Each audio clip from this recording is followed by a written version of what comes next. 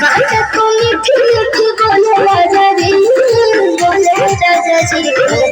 बात को मीठी मीठी बोले राजा जी, बोले राजा जी। कमरिया बोले बोले, कमरिया बोले बोले, कमरिया बोले बोले बोले बोले बोले राजा जी। कमरिया बोले बोले बोले बोले बोले राजा जी। कमरिया बोले बोले बोले बोले बोले रानी जी। कमरिया बोले बोले बोले बोले बोले रानी जी।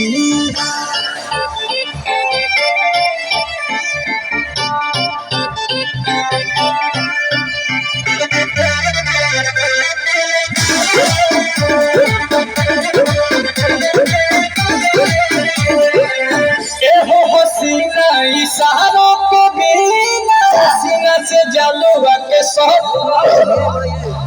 बोले रानी गौरव जवानी बनी पिए लुगाटा कहत